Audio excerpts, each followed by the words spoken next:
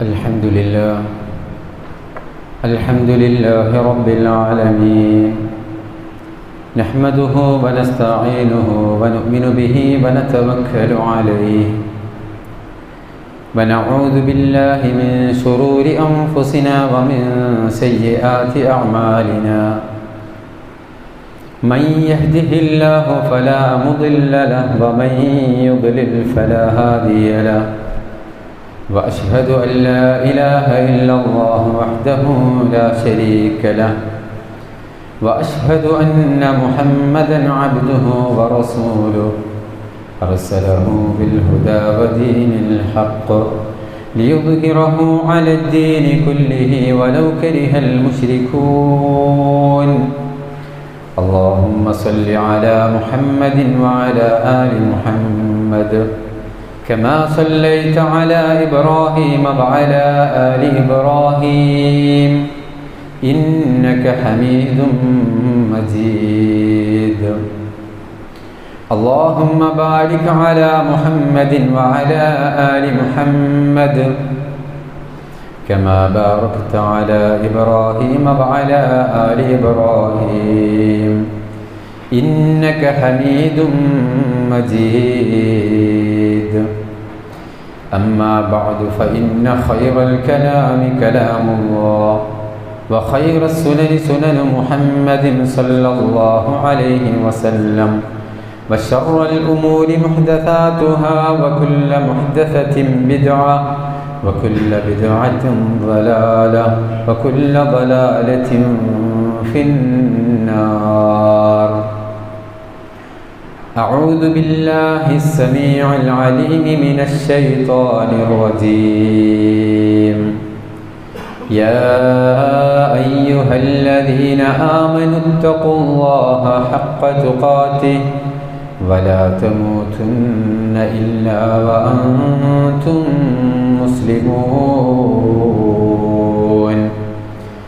يا أيها الذين آمنوا اتقوا الله وقولوا قولا سديدا يصلح لكم أعمالكم ويغفر لكم ذنوبكم ومن يطع الله ورسوله فقد فاز فوزا عظيما بسم الله الرحمن الرحيم وسارعوا إلى مغفرة من ربكم وجنة عرضها السماوات والأرض أعدت للمتقين الذين ينفقون في السراء والضراء والكاظمين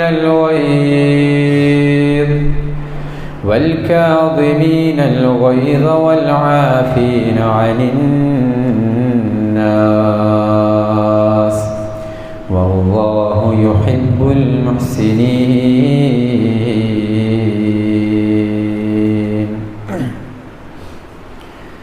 ഏറെ സ്നേഹം നിറഞ്ഞ സത്യവിശ്വാസികളെ വിശ്വാസിനികളെ, അല്ലാഹു സുബ്ഹാനഹു വ തആലയുടെ വിധിവിലക്കുകളും നിയമനിർദ്ദേശങ്ങളും ജീവിതത്തിൻ്റെ രഹസ്യവും പരസ്യവുമായ മുഴുവൻ മേഖലകളിലും കാത്തു സൂക്ഷിച്ച് തഖ്വയോടുകൂടെ ജീവിക്കണേ എന്ന് ആമുഖമായി എന്നോടും പിന്നീട് നിങ്ങൾ ഓരോരുത്തരോടും ഉപദേശിക്കുകയാണ്, ഗൗരവപൂർവം വസിയ്യത്ത് ചെയ്യുകയാണ്. അല്ലാഹു സുബ്ഹാനഹു വ തആല നമ്മെ എല്ലാവരെയും അവൻ്റെ മുത്തഖീങ്ങളായ സ്വാലിഹീങ്ങളായ അടിമകളുടെ കൂട്ടത്തിൽ ഉൾപ്പെടുത്തി അനുഗ്രഹിക്കുമാറാവട്ടെ. സഹോദരങ്ങളെ,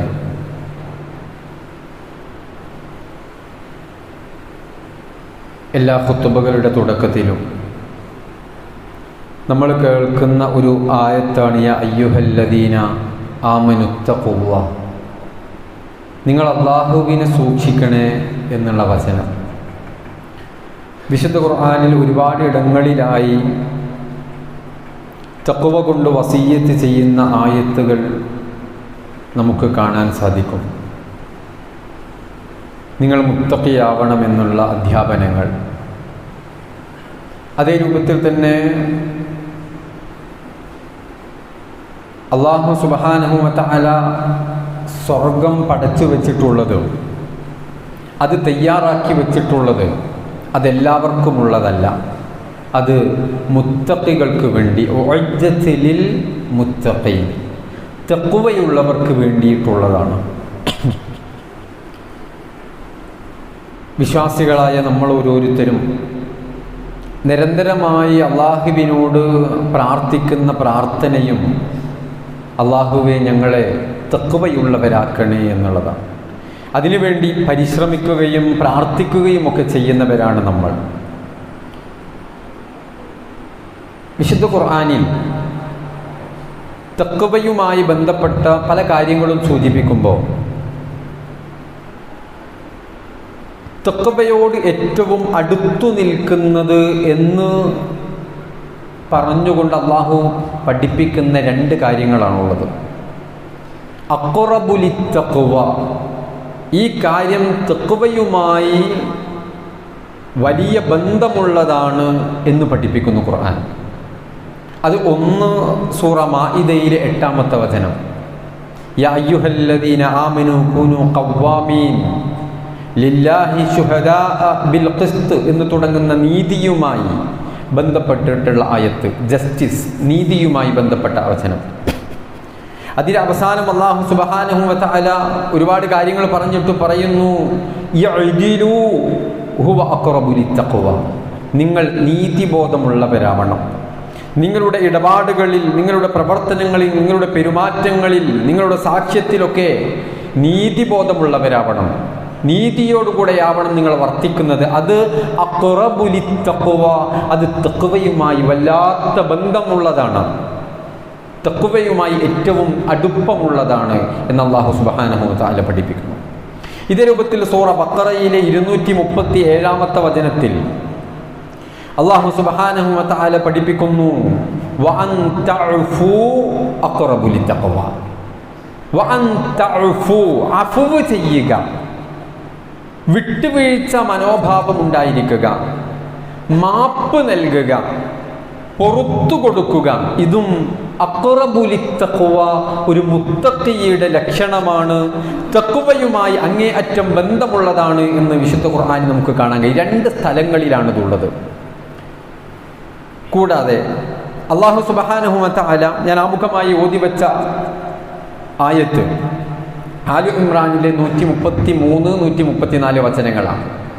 അതിലൂടെ അല്ലാഹു സുബ്ഹാനഹു വ തആല വിശ്വാസികളോട് പറയുന്നു, നിങ്ങൾ സ്വർഗത്തിലേക്ക് പണിയെടുക്കണം, അതിനുവേണ്ടി നിങ്ങൾ പരിശ്രമിക്കണം.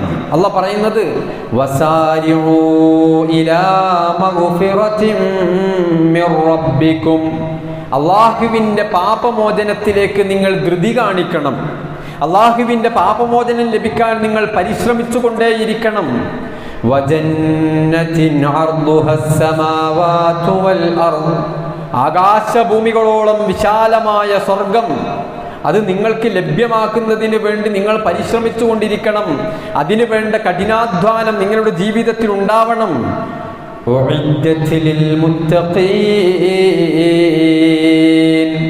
അതെല്ലാവർക്കും ഉള്ളതല്ല. അള്ളാഹുവിൻ്റെ മഗ്ഫിറത്ത്, പാപമോചനവും അള്ളാഹുവിൻ്റെ ജന്നത്ത്, സ്വർഗവും അതെല്ലാവർക്കും ലഭിക്കുന്നതല്ല.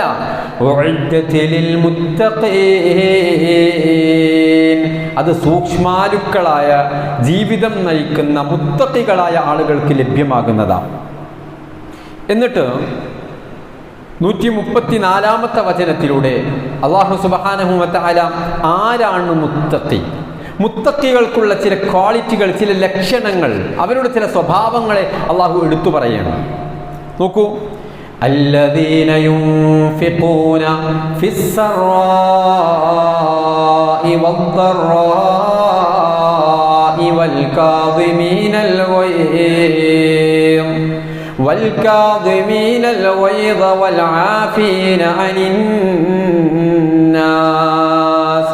വല്ലാഹു യുഹിബ്ബുൽ മുഹ്സിനീൻ. ആ മുത്തഖികൾ എന്ന് പറഞ്ഞാൽ അല്ലദീന യുൻഫിഖൂൻ, അവർ അല്ലാഹു അവർക്ക് നൽകിയ അനുഗ്രഹങ്ങളിൽ നിന്ന് അവർ ചെലവഴിക്കുന്നവരാണ്. ഫിസ്സറാഇ വദ്ദറാ, അവരുടെ ധന്യതയിൽ മാത്രമല്ല, അവർക്ക് ഐശ്വര്യമുള്ള സന്ദർഭങ്ങളിൽ മാത്രമല്ല, പ്രയാസങ്ങൾ അനുഭവിക്കുമ്പോഴും ക്ഷേമത്തിന്റെ സമയത്തും ക്ഷാമത്തിന്റെ സമയത്തും ഉള്ളതുകൊണ്ട് അവർ ദാനം ചെയ്യുന്നവരാണ്, മറ്റുള്ളവരെ സഹായിക്കുന്നവരാണ്. ഇത് മുത്തഖികൾക്കേ സാധിക്കും. മറ്റുള്ളവർ പല കാരണങ്ങളും പറഞ്ഞിട്ട് ഒഴിവാകും.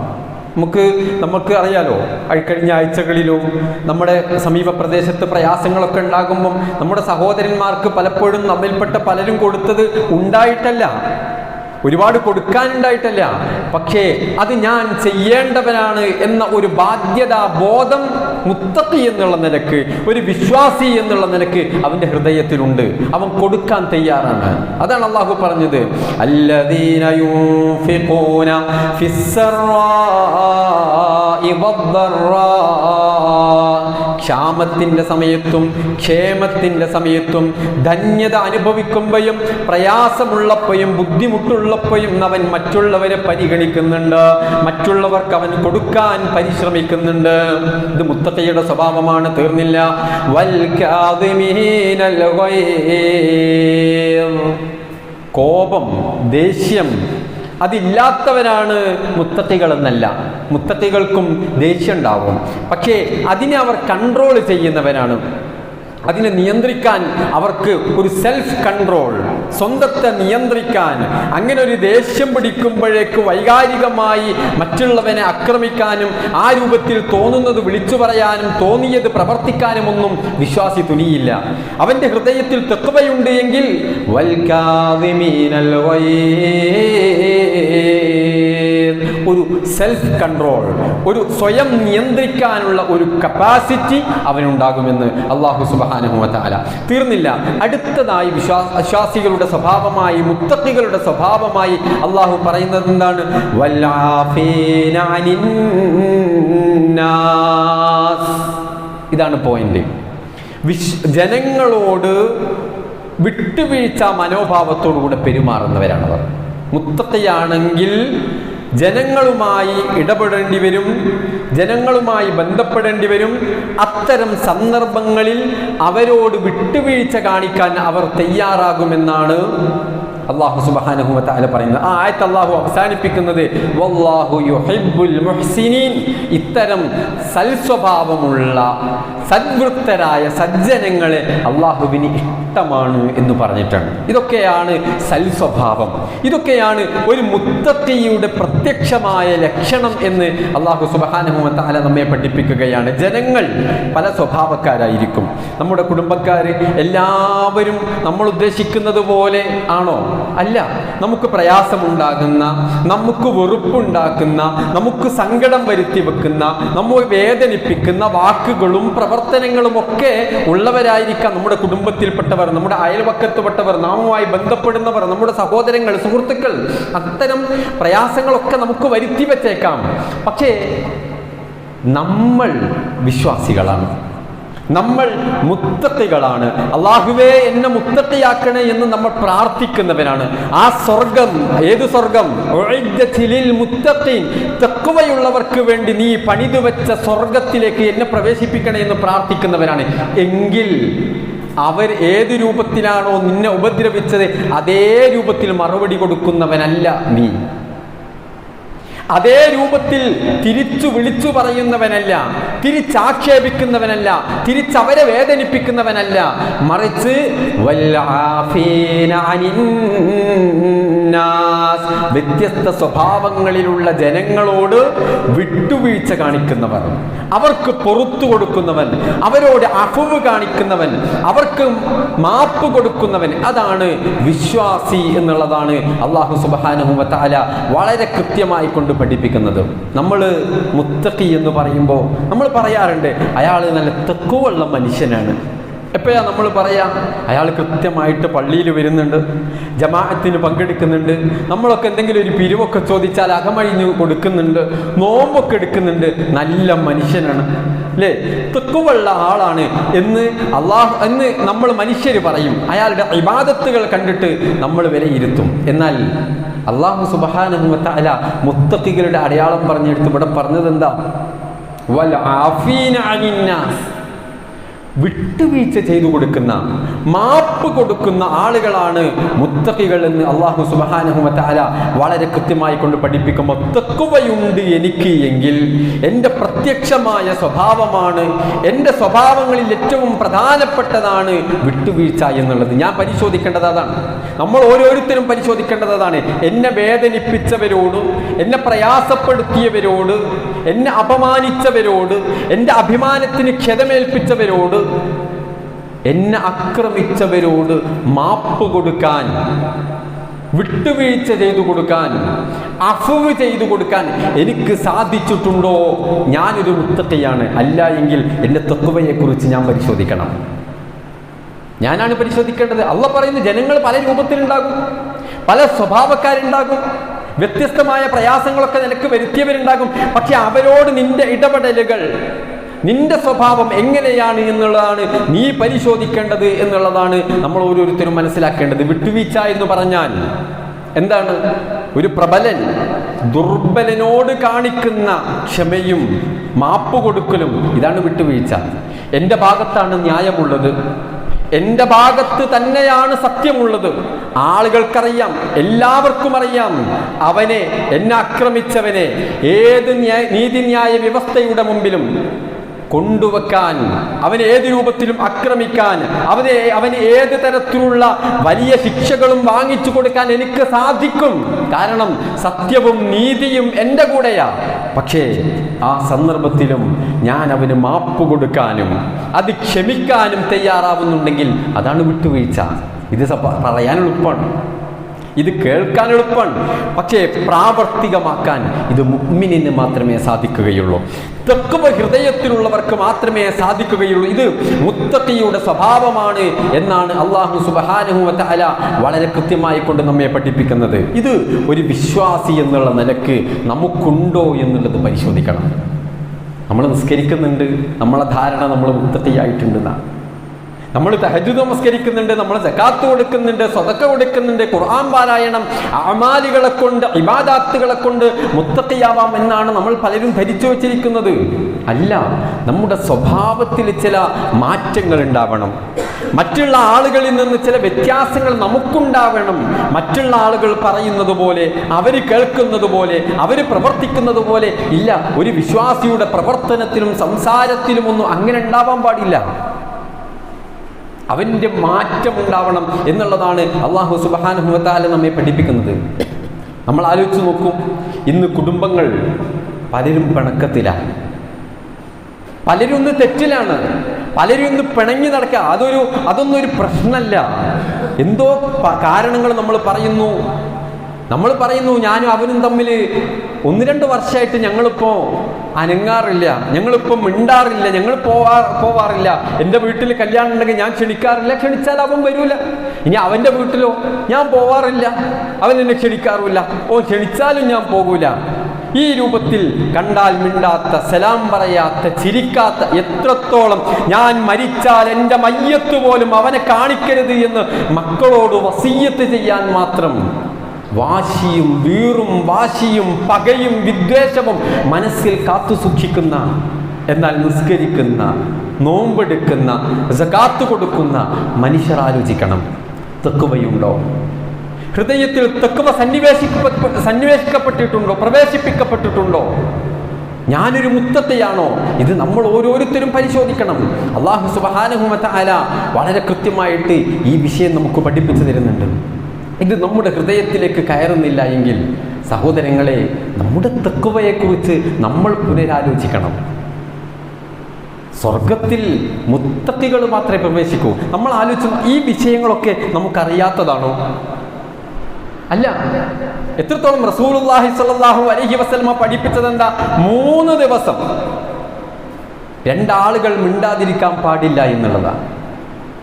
പിണങ്ങി നടക്കാൻ പാടില്ല എന്നുള്ളതാ. എന്നിട്ടോ റസൂലുള്ളാഹി സ്വല്ലല്ലാഹു അലൈഹി വസല്ലം പറഞ്ഞു, ഫമൻ ഹജറ ഫൗക സലാസിൻ, അങ്ങനെ രണ്ടാളുകൾ 3 ദിവസത്തിലധികം മിണ്ടാതിരിക്കുകയും പിണങ്ങി നടക്കുകയും ഫമാത്ത, പിണങ്ങിയ അവസ്ഥയിൽ തന്നെ അതിലൊരാൾ മരണപ്പെടുകയും ചെയ്താൽ ദഖലന്നാർ, അയാൾ നരകത്തിൽ പ്രവേശിപ്പിക്കപ്പെടും. അള്ളാഹു നമ്മെ കാത്തിരക്ഷിക്കട്ടെ. ഇത് നമുക്കറിയാത്തതാ? അല്ല, നമുക്കറിയാം. പക്ഷേ നമ്മുടെ ദുരഭിമാനം, നമ്മുടെ വാശി, നമ്മുടെ ഉള്ളിലുള്ള പക നമ്മെ അനുവദിക്കുന്നില്ല ഒന്ന് വിനയം കാണിക്കാൻ, ഒന്ന് വിട്ടുവീഴ്ച കാണിക്കാൻ. എന്തേ? നമുക്കറിയില്ല. നമ്മൾ വിചാരിച്ചത് നിസ്കാരവും നോമ്പൊക്കെയാണ് തഖ്വ എന്നുള്ളതാ. ഇത് തഖ്വയുമായി തഖ്വയുമായി അങ്ങേ അറ്റം ബന്ധമുള്ളത് നിങ്ങൾ അഫ്വ് ചെയ്തു കൊടുക്കുന്നതിനാണ് എന്ന് അള്ളാഹു പഠിപ്പിക്കുന്നത്.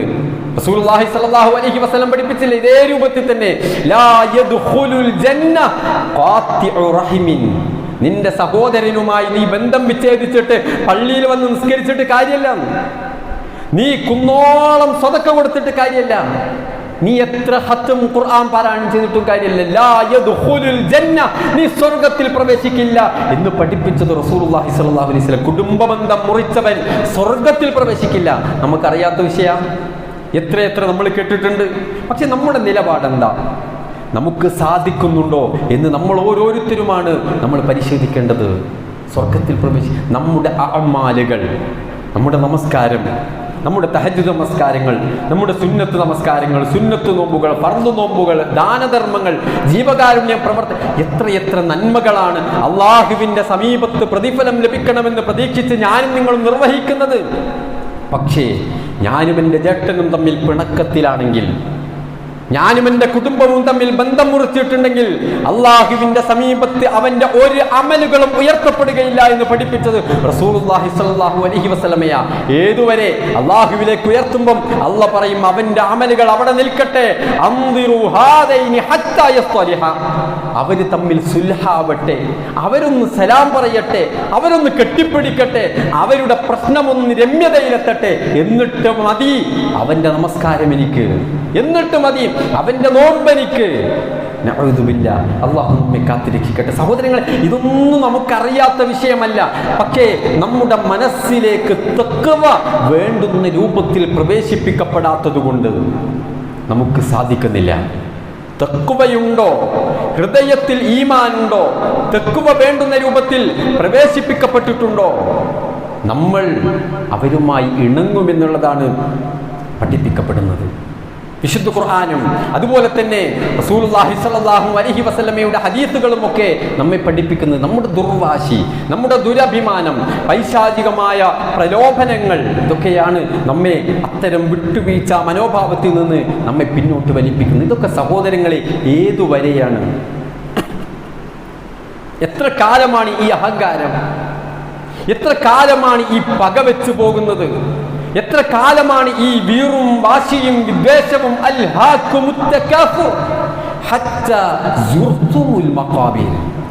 ഖബറുകൾ സന്ദർശിക്കുന്നത് വരെ, ശ്മശാനങ്ങൾ സന്ദർശിക്കുന്നത് വരെ, നിന്റെ മരണം വരെ അല്ലാഹു സുബ്ഹാനഹു വ തആല പഠിപ്പിക്കുന്നു. അതുവരെയുള്ളൂ ഈ പെരുമ. ഇന്ന് നമുക്ക് തോന്നുന്നത് എന്തിനാ? ഞാനല്ലേ മൂത്തത്, ഞാനല്ലേ സമ്പന്നൻ, എന്തിനാ ഞാൻ അങ്ങോട്ട് പോകുന്നത്? എനിക്ക് സമ്പത്തുണ്ടല്ലോ, ഞാൻ അവന്റെ കാല് പിടിക്കേണ്ട ആവശ്യം എനിക്കില്ലല്ലോ. എവിടം വരെ ഈ പെരുമ നടിക്കൽ, ഈ അഹങ്കാരം നടിക്കൽ, ഈ കിബിർ നടിക്കൽ?